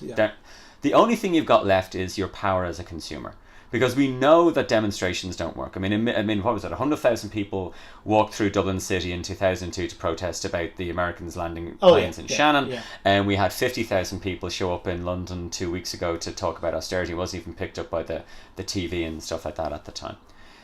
But we are methods by which the government collect VAT. Oh yes, definitely. If everybody agreed, we're not going to shop on a certain day, and everybody in the country decided not to shop for one day, and this doesn't mean that you double shop the day before, you double shop the day after. It means you actually remove one day's value from the economy. Now what's going to happen is this, and this is how you know this is an idea that would work, because the people are terrified of that. They go, oh, that would cost a whole bunch of jobs. Really? You think that's going to cost a whole bunch of jobs? You really do? You think that everybody agreeing to do this on this one day doesn't send a huge warning to the government about, we understand how the system works? And I know it sounds small, but all of the government projections are based on a certain through of income through the economy. If you interrupt that, then yes, all change necessarily has to happen. Yeah, because you've introduced a new variable into the equation. Into the equation. I think you are right that I think organized revolution. I was almost going to say there. I think coordinated effort is most definitely is most definitely what's needed. I think efforts like that can have the kind of impact that they want, but ultimately I still think the problem is that even if that was done, there's very little. What happens next? There's very little that the government can do anyway. Because the system itself, as I said, ties. They are part and part. Well, it's not the government, but the construct that we have of government is part and parcel of the system itself, and so it can't. Like with Gödel's Incompleteness Theorem, it can't even reference itself. It can only work within its own bounds. I think we can eventually transition. I think that's what we have to do. I think we have to transition. I think it's at best it's going to happen perhaps city by city and maybe country by country. There are some people attempting to encourage certain countries to have a look at it, but I think ultimately what is needed is to demonstrate to people at an individual level, at a group level, A, these ideas exist, and B, we want to see if we can start experimenting with them, collect data, move towards it. Whether we have the time to do that, I don't know. Have you read Piketty's book? This new kind of cause celeb economist, French guy, something Piketty. I've heard of him. He spoke over here 2 weeks ago, like packed out house and stuff. But my understanding, I haven't read the book, but my understanding of his general argument is that the capitalist system is hardwired to produce inequality. Yes. And actually, you need because of the access inequality principle on which it's based. Yeah. And so therefore, what we've got to do, so it takes manned intervention or human intervention to tweak the automatic variables of the system. If you let the system, like the worst possible thing you can do with free market is just let the market be actually free. Because it would just So which most people seem to accept except the 1%. So can I ask then what was his? Did he propose? No idea. Right. Well, that's fine. That's grand. And again, this is one of these things. I think his analysis is probably correct, but so I and many others think that the solution to that is, well, the fundamental principle on which it rests is incorrect, so you have to change the fundamental principle. Yes. But once you do that, then you no longer have the system you have today. Yes. It's a very, very everything flows out from that. Yeah. So as I said, one of the fundamental principles of a natural economy is access equality. And that doesn't mean everyone is equal, it just means everyone is equally entitled to every resource and service on the planet. No one gets first dibs. So if there's but people still pull over for ambulances because of the empathetic rule. Well, what'll actually happen is presumably an automated system would move everybody over so that the ambulance can get through. And simple things like because many arguments against this kind of thing is, well, you can't give one of everything to everyone, and of course you can't, because that would be idiotic. Instead, what you do is where you can do that, you do, and when you can't, you share, and it's called a library. We've been implementing this for about 200 years, and it works very well. And there are already people in Canada and in the States doing tool libraries. Sharing these kind of things. So there's definitely, I think there's a number of people. You said Piketty. There's a guy called Jeremy Rifkin who has some good ideas and some wacky ideas, but he reckons capitalism may have about 35 years of life left in it. Which is around about Ray Kurzweil's prediction. I think because you have your productivity is asymptotically going up, and you have your access to goods and services because of jobs asymptotically going down, and you're going to have this. And what's going to what we haven't seen, and this is interesting, the internet hasn't changed the act of manufacture yet. Okay, a printing press is still a printing press. Now the job may be fed in by PDF or something, fine, but the actual physical thing itself hasn't really changed. And now we've got 3D printing, and it's in an infancy, but the head of the largest 3D printing company in America said that 3D printing is obeying Moore's law. So it's halving in price and doubling in capability every single year. So again, we come back to this, again matching the pattern as we were talking about before with Ray Kurzweil, with the exponential and stuff like this. When you can print clothes, you already can print shoes now. Exactly. So your clockers and stuff are gone. I was looking at the driverless car that Google had, their most recent video, and I saw their earlier video, and I was just pointing out I have an electric car. I love my electric car, and a few years ago I thought electric cars are the future. Now I don't. I think car sharing is the future. Yes. I think they will be electric, but I think it'll be irrelevant because I think car people won't own ownership cars. is actually going to go down. And so somebody, I was telling somebody who hadn't seen this video about the driverless car, and they were kind of going, well, isn't that going to destroy jobs? And I was like, yeah, absolutely. But you're thinking of taxi jobs, and they're like, and I was like, it's also going to destroy car industry jobs and car insurance jobs and a whole bunch of others, because it is a very disruptive technology. And the rate at which we are generating and throwing out disruptive technologies is increasing, I think, at a much faster pace than the rate at which new industries are absorbing those job losses and creating new jobs. It's just, it seemed to be okay like that for the 20th century, but I think, again, it's probably in some way related to Moore's Law.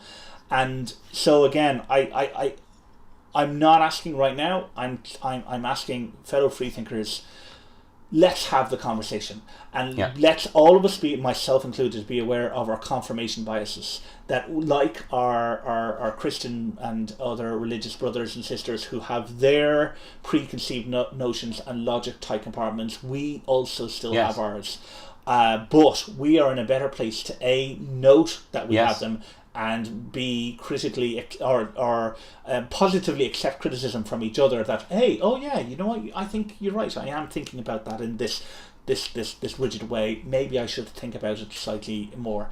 And I would like us to not only have that conversation, but I think once we do, we're going to find ourselves on a road to trying to develop something else, and I think we may be the beginning of, I hope, a social revolution or social evolution that I am doggedly optimistic, maybe peaceful, but as you correctly pointed out, statistically, maybe. Well, you hope it is. I certainly hope it is. I certainly think it is possible now more than at any other point because of communication. I'll tell you what I would like to see. But it's not guaranteed.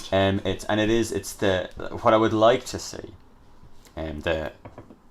Would be that something like that arose. I don't think that would happen globally. I think because I can imagine certain countries embracing that. Yeah. Like, for instance, I think so. No, I think it happened bit by bit, maybe even city by city initially, and then one country, and then I can imagine the Scandinavians starting. Shall we say? Or I can imagine somewhere like Iceland, Afghanistan being one of the last places that would want to join it. But I think you create that in Texas. Yes, exactly. I mean, I think you create a system whereby so what you have is you have nearly a system that, as it interfaces with other economies, it acts like an old economy. Absolutely. But internally, it is this new form of economy. Exactly. No, I think that's your transition. Yeah, and people see this and they kind of go, I want that. Exactly. I think that, I mean... And they will vote that way. Or Buckminster Fuller, a futurist and architect, said that you don't get anywhere by fighting the existing reality. Yeah. To change something, you build a new model that makes the current model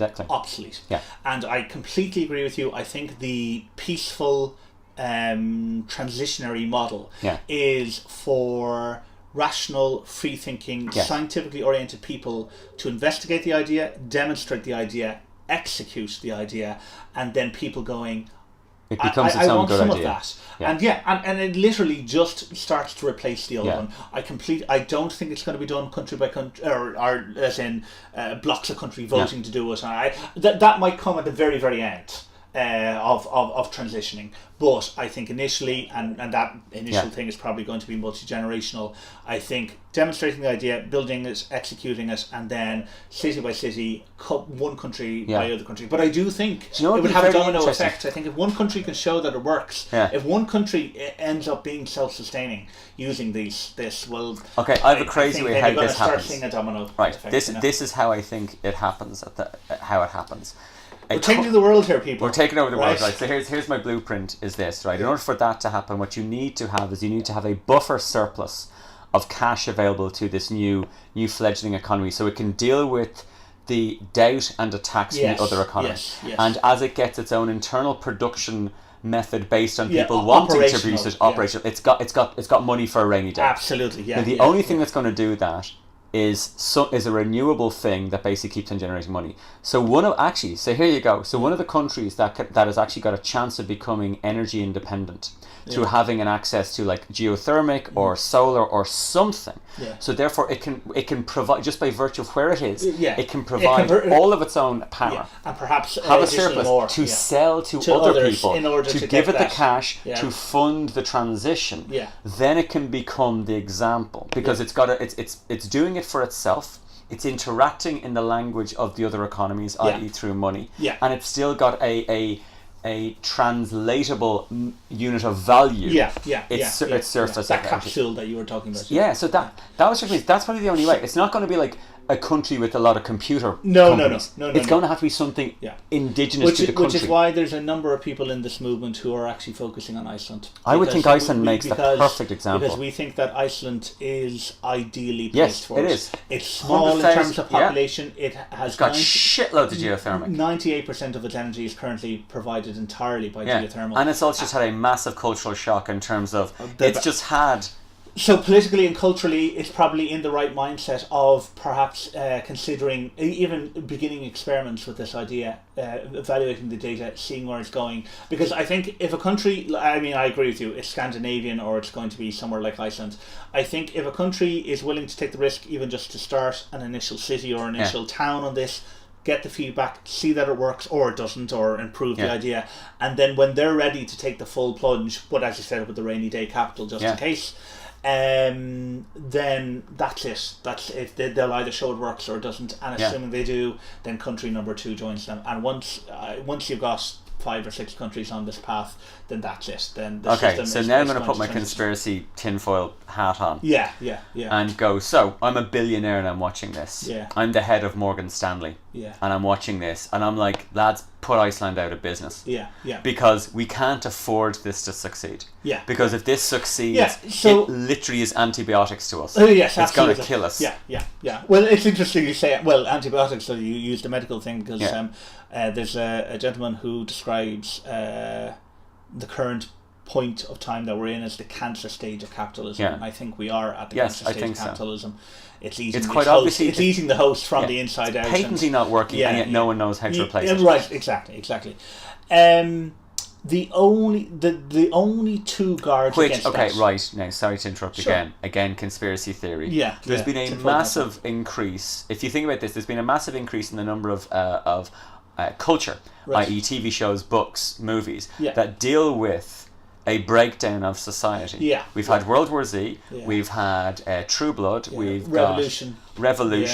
We've got Fallen Skies, we've got The Walking Dead, all of these ones, and none of them paint a picture where it's like a very positive. Woo! No one at no point. Well, I think that's reflective of the culture in which we exist, rather than necessarily an objectively true evaluation. But not one character in any of them wakes up and goes, you know what? I hated my job. I'm thrilled that this happened. Paulie Shore did in Fallen Skies. One did. But he was in the army. Do you know what I mean? Who wants to be in the army? I think that is most definitely reflective of the money men behind the. Yes. Not in a conspiratorial way, but just the money. I think what it demonstrates is it's how we conceive of a future. I actually think that what it shows a paucity of. Well, actually, intellectual. Exactly. And Star Trek is the only example really that's come across, because even Logan's Run kind of had an inherent, by the way, we're going to kill you at 30. I think you can have sex telephones all you want, but you die at 30. I think it might have been it is another Einstein quote, and I quotation, and I can't remember it exactly, but paraphrasing, it was something along the lines of that we can't solve a problem with the same mindset that got us into it in the first place. Yeah, exactly. And I think those programs are indicative of the mindset that we're at, and therefore they can't possibly. I think Gene Roddenberry was very unique, and most unique was that he got us on air. I think that's what was unique about it. Almost the more amazing thing, and that he got us on air in the 60s, and I think the only reason why he got on air in the 80s and 90s is because the studio saw an opportunity to make more money. But of course, I think that's why it stands out, and I think that's why you don't see those more positive messages. But to go back to your original conspiracy theory of how if this idea indeed is a feasible idea, and more importantly if it starts working, then how do you guard against those the massive amount of vested interest who would not want it to succeed. Who are a small number of people, but they can marshal a much vaster amount of resources. Be they political resources or doesn't matter what exactly. Yeah. So there's only two ways I think we can deal against that. One is preparation of people. And I think we do that through free thought. If we get more and more people thinking in a free thought way, then the general kind of attacks of the past, attacking reputation, ad hominem attacks, or a false association with ideas that people associate as bad. So one of the immediate attacks on this idea is, it's communism, and the communism was bad, therefore this is bad. So it's getting people to think in a more free thought way, prepping that before we even get to the point where these guys are even noticing this idea, is certainly a way of guarding against when that will happen, because it will happen. And the second thing is that the idea itself, well, especially if it's implemented in a place that is independent, there's very little outside of full-on war that those kind of people could bring to bear on somewhere like Iceland. Because you could refuse to buy their power and refuse to trade with them. Yeah, they could, but it would be unlikely. I suppose one of the capitalism, to a point, is and what you're assuming, but one of the decentralization, or one of the I suppose things that you could positively play into is that decentralization wouldn't necessarily be supported globally. I mean, we find that difficult to do now. So I would find it. It's one of the reasons why I don't accept the George Bush 9/11 conspiracies, because they're just not that bloody organised. Yeah, exactly. So I think even with the best will in the world, I don't think the Illuminati would be able to completely and totally. I don't think they'd be if Iceland got to the point where it was actually sitting itself independently, or some other country, then unless they actually physically attacked them, they can't take away the geothermal. I mean, the other thing with wind, wave, solar, these things are. I never thought about it before, but these are entirely decentralized power systems. Absolutely. Unlike coal and oil and gas and reserves of this kind. It's the one thing that they can't control. They can't be the Mr. Burns and put the big blocker in the sky and block an entire country. So even if they attempted to do it, and even if they succeeded initially, I don't think they would always succeed. But again, again, based on how you asked the question in the current system, there's no benefit for them doing that. No. Based on the current system. I think the best they could do is probably what the religious right had tried to do in the last 10 years in relation to same-sex marriage: delay, tackle down, obfuscate, cause confusion. And that's why I say the free thought is our best defense. I think, to begin with, because at the very least, as much a defense against those who disagree with the idea for legitimate reasons as for illegitimate reasons, to be able to understand. You could make a case, I think, for saying that you should be able to, with enough clever people working on it, you could theoretically make it as socially unacceptable to be greedy as it is to be racist. Yes, you could theoretically do that. Interesting. One of this is an opinion that if you express, you come under pressure for expressing it. One of the ideas that has been recently. Oh, sorry, should I say act? Act, not opinion. One of the ideas that has been recently toyed around with in this in the movement that's proposing this idea is the notion that just as the civil rights movement was a very important socio-political movement, and that then gay LGBT rights has been the kind of a more modern version of it.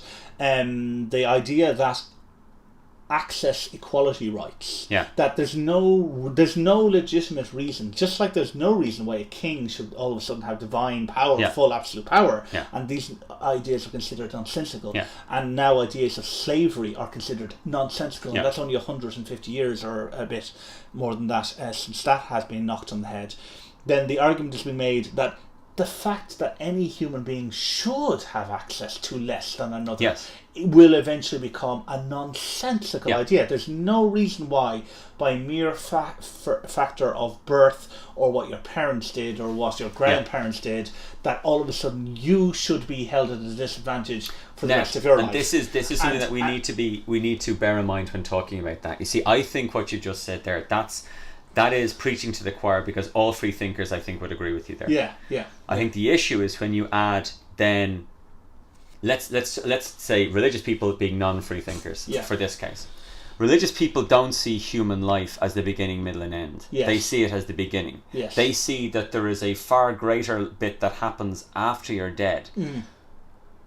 So they have a very different perspective on what we would consider nonsensical social ills. That's true. Like they literally, and it's not a case of we haven't explained ourselves to them correctly. No, they just don't see it the same. Yeah. Because they see that this is, as my wife says, this is the cue for the ride. Life is the cue. Yeah. The afterlife is the ride. It's the ride. Yeah. Bill Hicks said this is the ride. Right. Yeah. Yes. Absolutely. But like religious, and I would agree with Bill Hicks. Yeah.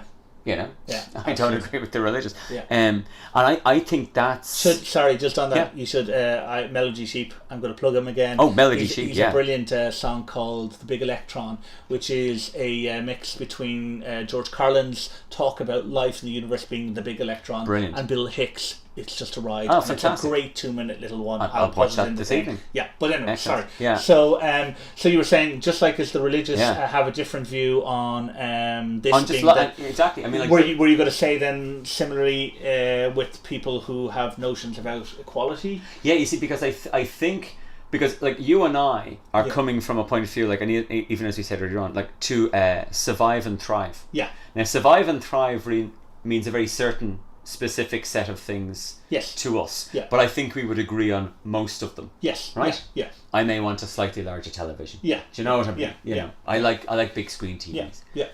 You have the same conversation with someone who believes in an afterlife. Yeah. And I mean believes in an afterlife. Like this is the thing that we forget, like, you know, kind of believers believe this stuff. Yes, yeah. Like they believe it. Certainly sincere believers, definitely. They act. Yeah. Actually, let's not say what's inside their head. Yeah. They act as if that thing is as real to them as, for instance, gravity is to us. Yeah. So by their actions, I infer from them that they absolutely believe what they say. Yeah. They're not saying one thing, experiencing a crap load of cognitive dissonance, and then therefore going off and acting a different way. Absolutely. They say something, and you predict based on what they say their behaviour. Guess what? They behave that way. They behave that way. So, for instance, the climate change. Yeah. Like, climate change is an issue now because a sizable number of Americans believe that, well, like, Jesus is coming in 50 years. So why bother? No, that seems ludicrous to us. Yeah. But that's what they believe. And they are acting based on those beliefs. Now, how do you have a conversation with somebody when you can't even agree what the basis of survive and thrive means? Because survive and thrive for them will refer necessarily to an afterlife, a post-death thing. I completely agree with that. I think you're absolutely right. Which is not to say that we shouldn't bother. But how do we do it? Yes. How do we do it? This is one of the big reasons why I want to get involved in Freethought, because I don't think there is a way. I think there is, but I think it's a long-term thing. Yeah. I think... It is a demonstration, isn't it? Yeah, I think there will definitely be people who will never be converted, both from, or deconverted, I should say, both from religion to more evidence-based belief or evidence-based epistemology. And I also think there will definitely be people who will not be converted or deconverted from faith in the current economic system to a more evidence-based economic system. Yeah. So I think there will be those, and I think they will just eventually die out over time. But for everybody else who's in the middle, I think you have to start with free thought. Yes. I think you have to start with the thought process. Like, in theory, the using a natural law economy or any other solution, or replacing this or replacing that, or analysing this or analysing that, is nowhere near as important as the actual thought process that enables you to do those things. If you can do those things, then the actual end solution is not really that important, other than this one is closer to the thing I want and this one's further away from the thing I want. So, but if you get the thought process right, or you can start changing that thought process, then I think you actually have a chance. But I think, and I may be alone in some... I'm not alone amongst the people who propose this idea, but I don't think they focus on this. I'm not disagreeing with anything you've said so far, so you may have another convert. Yeah, oh, well, fantastic. But I think it is very important that, in fact, I think it's a prerequisite, a first step, perhaps even an axiom, that if we don't get people thinking in a free thought way, then we'll never be able to get them towards this idea. Because I think the biggest blocker for both from belief to non-belief, or from belief-based economics to an evidence-based economics, is the way we think. Yes, and to observe, and I think, and that's the change in the culture that I want to see. Yeah. That's the change in the culture I want to help precipitate. Because I think if we could do that, then we're on the right road. But if we can't even do that, then we're doomed. Yes. Yeah. Okay. But anyway, I agree. So that's it. That sounds convincing, and I think the biggest, all great, it's a mind warping concept. We don't need trade. Oh, definitely. That is a mind warping concept because that is challenging. I'd never actually had that thought. Yeah, it took me a while to figure out that that's actually because I love it. Yeah, right. When you have these concepts, it hurts. It hurts thinking about it does. You're kind of going, but how does this work? And then you realise that there is a blocker. And for me, the blocker was I had still made the assumption, but how do you trade? And it's the questions that you get asked. Well, who controls things?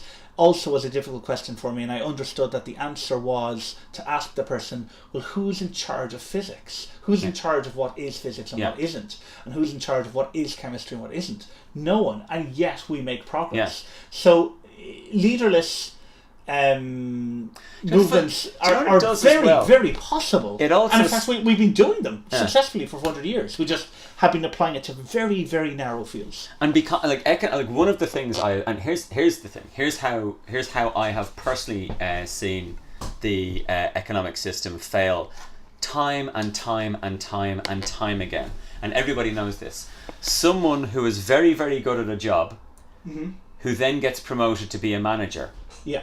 Assuming that being good at something is the same skill as managing people who you want to be good at something. Now you do that for a very linear way of thinking, which is we reward good performance through seniority and more money. Yeah. Whereas really what we should do is, you're really, really good at this, how about we give you a lot more of recognition, but you stay doing that and you train people. But here's a great manager, and by a great manager I don't mean someone with the horrible thing is going to get rid of all jobs. I mean genuinely someone who is good at managing people or the definition of that being getting the best out of people. Absolutely. Best being both an agreement between the individual and the person themselves. I have seen that in my professional life. I have seen that more times than I can possibly remember at this point, and I'm sure everybody has come across this. And that is a day-to-day, absolute, direct result of the bad wiring of capitalism. Absolutely. And as I said, it's not. I want to be very, very clear here because unfortunately these subjects can cause emotive reactions, and this is one of the things that I want to try and make sure people that should ask themselves, why are they having an emotional reaction? Yeah, I think that's very, very important. Capitalism is not evil. No. CEOs are not evil. Entrepreneurs are not evil. No. They are very much actors in a system. Yeah. But the assumption that is wrong, but the assumption that I question is that all of the applied assumptions in capitalism are universal and correct. Bhopal and the Yes Man show what's wrong with this system, right? In 1994, Union Carbide had an industrial accident in Bhopal in India, and I think approximately 3,000 people died, and some in the region of 250,000 people were injured. It's the largest chemical spill. I do not. I remember now that. So Union Carbide was bought by Dow Chemicals, and the Yes Men, and I would suggest everyone go watch the documentary "The Yes Men Saved the Planet" if you can get it. It's on Netflix and also on YouTube. The Yes Men, through a quirk of coincidence, on the 30th anniversary, I believe it was, 2004 actually, sorry, so the 20th anniversary of the Bhopal accident, managed to get on TV, BBC London, talking to them from an office in Paris, and they turned around and they says, well, we represent Dow Chemical, and we're pleased to announce that we're going to basically compensate all of the people in Bhopal who died and who have suffered because we've bought Union Carbide, so therefore we have bought their crime, their guilt, their sin, whatever, and we're going to do it. We're going to, whatever it takes, we're going to put this right. And the market share cap of Dow dropped. Mm-hmm. So the system is, this is a very clear example of the system penalising what we would consider to be good behaviour. If you brought your child up to behave like that, we tell our children, do not lie. Be kind to each other, tell the truth. We penalise our companies, and our companies have got legitimate personal recognition in law, like an entity. we penalise companies based on good behaviour. Yeah. I mean, you and I were talking the last time about doubting Thomas, and how in all other aspects of life we would say, no, you should question things, and you should demand evidence, and you shouldn't just accept it, and we wouldn't do what religion says that we should do in our everyday life. Well, the same is actually, unfortunately, true. The same is true in relation to our economic system versus, say, well, in particular for free thinkers, our rational thought, our free thought, our evidence-based thinking. We seem to suspend it when it comes to the economic system because we've inherited it. Well, I think we believe that we've understood economics. Yeah, and we most certainly haven't. I mean, the system is too complex to predict, and that's fine. So you don't predict it. We need a different system that doesn't require the kind of complexity that it has. The system certainly cannot be controlled, and the system is certainly not broken. It produces. Yes, it's doing exactly what it's supposed to do. And so the intellectually honest person would stop and go, okay, so if the system is producing these things and we don't want these things, well, first things first. And when we remove regulation, this is what happens. Yeah. So this is another faith-based position as well and this is why I think free thought is very important in politics, because ideologies in and of themselves attempt to try and explain parts of it. And I think ideologies like religion are our first attempts to deal with our inability to deal with economics. Yes. And they're kind of placeholders of, we're just going to say this for this bit that we have no idea. Because we don't really know. Here be whales. Here be supply and demand. Yeah, exactly. Yeah. Because we're not entirely sure. And indeed, I think it was Adams on the theory of wealth of nations refers to the invisible hand. He was essentially referring to a supernatural entity that would just magically make capitalism do the good stuff that it doesn't do. And for 300 years we penalise it for doing. We penalise it. Yeah. So and it doesn't require a huge amount of in-depth analysis to realise that it's because of the fundamental principle on which it's based. And as I said, that doesn't make it evil. It just means it doesn't solve the problem. We're assuming it solved the problem that we want to solve today, and it doesn't. And it's not that it's implemented wrong. It's just it can't. So, systemically, it's not possible. To try and put an analogy on it, using capitalism to maximise survival and well-being is like using a hammer to paint a wall. Yes. It's the wrong tool for it. It's the wrong tool for the job. It's not evil. It's not. Yeah, because hammers are useful. You need hammers every once in a while. And I think we needed what we developed over the last 300 years or so, or thereabouts. We need it. I definitely think we need it. I definitely think it definitely produced certain things and very positive things, and no doubt has in some way contributed to the technological and innovativeness that we have today. But it is also a stifler of it, and it's also a creator of many of the problems that we thought were just innate. And I don't think they are as innate as we think they are. No. And so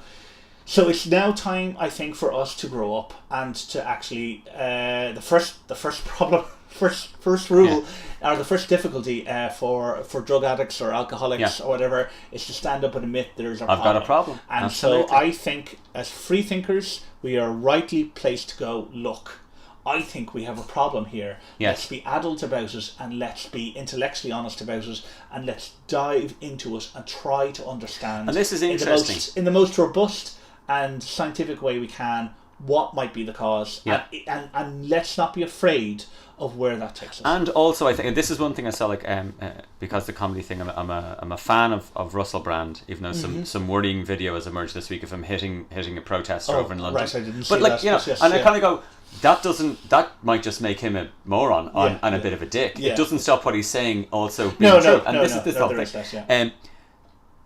The reaction of people to him essentially going, this ain't working, was, well, Mr. Smarty Pants, wait, why don't you tell us how to work? And it's like, look, I didn't say I had an answer. No. Surely I'm allowed to say it's not working. That's right. Surely I'm allowed to say it without having to have a completely tested fully functioning alternative yeah, remedy. Sure, I'm just like, I've got a pain. I don't need to go into the doctor and go, well, actually, doctor, I've got a pain, and this is what the pain is. I just go, I've got a problem. You fix it. Yeah, you fix it. Absolutely. And in fact, many proponents of this natural law economy pointed to the fact that we think he was actually talking about natural law economy, but he didn't even realise it. Yeah. And I think he absolutely was, based on what we've just been discussing. I think this idea, like calculus, where both Leibniz and Newton, I don't know if you're familiar with both of those guys, but they both independently came to the calculus idea, or kind of independently came to the calculus idea in around the same time, as did Wallace and Darwin and another gentleman whose name I can't remember, in relation to evolution. And I think we are just now at a point, and I think there's many reasons why, but I think we're just now at a point where it is right that we begin to kind of go, well, hang on a second. If the system is making it the best argument against itself that could possibly have been made, because with this kind of neo-conservative wet dream, laissez-faire, the market red in tooth and claw, and you kind of go, faith-based idea. Look at what it's done. It's the evidence is very clearly on its favour, and it hasn't proven that it could work. And every time you find, like the news last week about that some woman in Penny's in Dublin got a pair of jeans, and sewn into the label was a note from the person who made the jeans, going on working in horrendous conditions. So you couldn't wear those trousers after that. No. And we've had to dampen our empathy in many cases to all of these things, because we don't have an alternative. We are stuck in the system, and we're kind of going, well, I don't know what else to do. Do you know what would be crazy and beautiful? And this, now this is utopia, right? If you look at that, kind of, America fulfilled the role of people who wanted to start society again. Unfortunately, it was two groups who wanted to start society again: smart, sexy, secular people, and then religious nutjobs. And they all went to the same place, which is maybe not the best start for America. No, we cut it in half and send half the non-passport Bible thumping bit. Could we get rid of them? What would be lovely would be if Iceland became the same place, the place that this new thing was tried. Well, it's quite possible that and kind of interesting, sexy, polo neck wearing people could all go to kind of Iceland and hang out and be free thinkers together, and and develop force fields and absolutely 24-hour go-go dancing parties. It'd be great.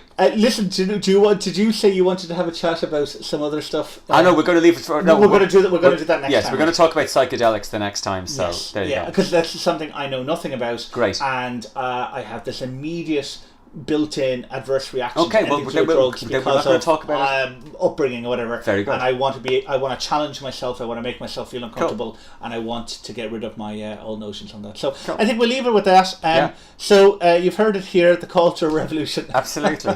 First, but thank you very much for joining us. And again, if you have any comments or suggestions or insults or whatever, and here's what, if anyone out there hates everything we said, we'd happily have you come and we'll have a chat.